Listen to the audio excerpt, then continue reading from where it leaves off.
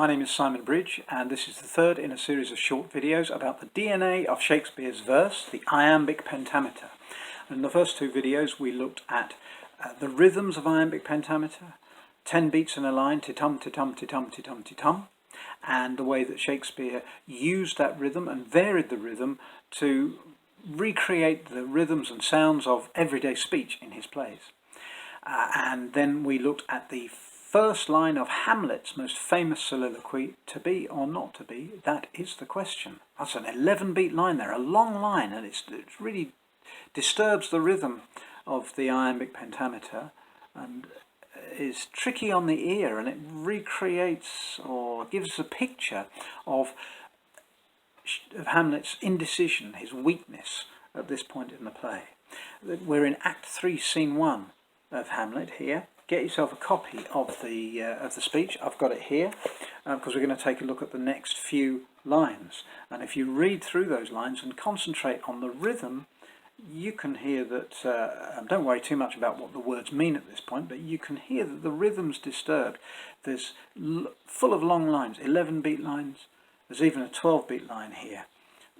Hamlet's casting around for an answer to his question, to be or not to be.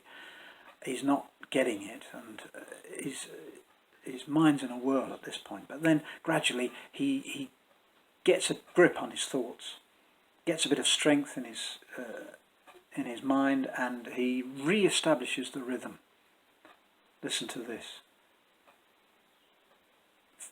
For in that sleep of death, what dreams may come when we have shuffled off this mortal coil. 10-beat lines there. Yeah, he's getting a bit of strength in his mind there.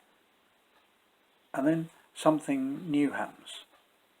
In the next line, for the first time in the speech here, we get a short line. There's only 8 beats in the next line. What's that about? Well, there are lots of reasons why lines are short in the plays, but usually it means that the actor has to pause for some reason or other. But where does the actor pause in this line? At the beginning of the line, at the end of the line, in the middle of the line? Well, Shakespeare tells us there's a wonderful, simple but brilliant bit of information from Shakespeare to the actor here. Wonderful bit of direction, because Shakespeare actually writes the word pause into the line. So if I read this little section of the speech here, and I'll put the pause in, you can see how brilliant this is. To die, to sleep perchance to dream. Aye, there's the rub.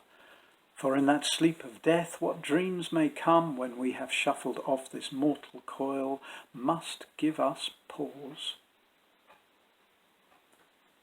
There's the respect that makes calamity of so long life. That's a fantastic bit of direction from Shakespeare to the actor there. And very often when I speak to students, I usually ask them, what did Shakespeare do? And they always tell me that he wrote plays, and usually they tell me that he wrote poems as well. Sometimes they tell me that he was an actor, which was important. Occasionally somebody will say, didn't he direct plays? And I have to say that's a tricky one, because I don't think that they had directors in the way that we have directors today. They didn't have the time with the turnover of plays and performances that they had in those days. But, on the other hand, this is a wonderful example of the way that Shakespeare did direct the actors, using the words and the rhythm, varying the rhythms to give information to the actors.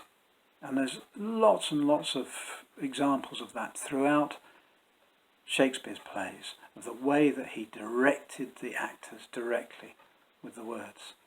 And I can imagine Shakespeare just giving a little laugh to himself as he wrote that word pause into that line. I think that's wonderful. Well, thank you very much for watching this video, and I hope you've enjoyed this little dip into the verse of Shakespeare's plays. keep supporting the wonderful Marina Theatre. If you want to know anything more about me, you can visit my website, simonbridge.co.uk. Thank you and goodbye.